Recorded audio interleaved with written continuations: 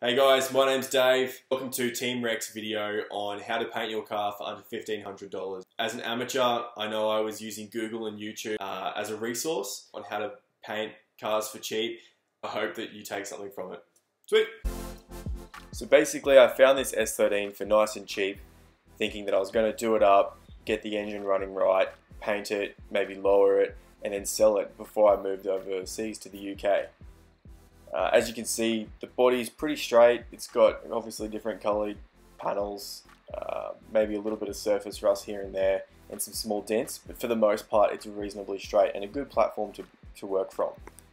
As soon as I got it home, I took off the front and rear bars, and I sort of decided that I wasn't going to be using either of those, and I was going to go for a more stock sort of look with the kit. So a stock S13 front bar as well as rear bar. I then went and got myself my orbital sandpaper to go on my orbital sander. I started going over the car piece by piece, removed all the tail lights and things like that as well so I didn't scratch them. Slowly but surely the car started to take a bit more, shape, and you could see it was coming back to one colour. I used masking tape and newspaper to make sure that I'd covered everything that I didn't want to be primed, and from there it was a matter of making sure that the paint was applied evenly over each panel of the car.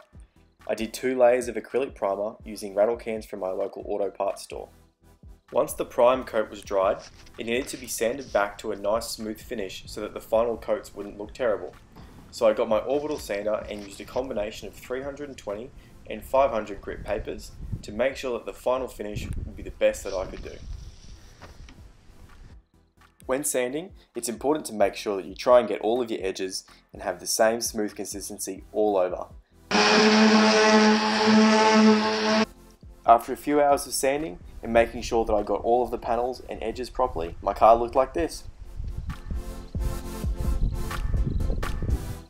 Once happy with all of the prep work, and on the day of the paint job, I had to do a few more things. My first step was to mask up all the parts that again did not need to be painted, and to make sure that any holes left by removing spoilers or other parts were covered.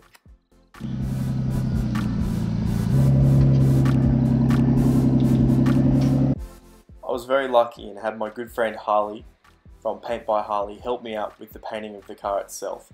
He also helped me with some of the final prep work, including wrapping up the windows, windscreens and holes where the spoilers or lights might have gone. Once the car's all wrapped up, you basically want to go over it one more time and make sure there's no dust that will get caught underneath the new paint.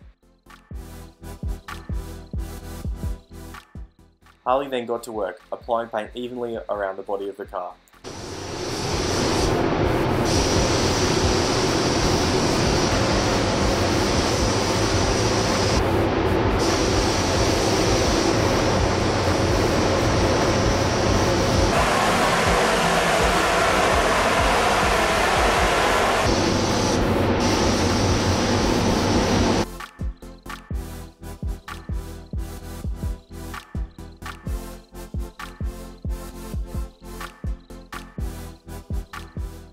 Overall, I'm really happy with how the car turned out. The paint was really bright and it was actually difficult to look at it straight away. Harley even went over my wheels. We took them from this to this. R32 GTR gunmetal grey. They looked awesome. Overall, I'm really happy with how the car finished up. It looks awesome with the different kit. I lowered it, put all the pieces back together. It really got it looking nice and sharp, ready to go home to a new owner. If you guys like what I did in the video and want to see more of the sort of adventures I get up to with my cars, then please subscribe to my channel and check me out on Facebook and Instagram. Drop a comment and let me know what you think.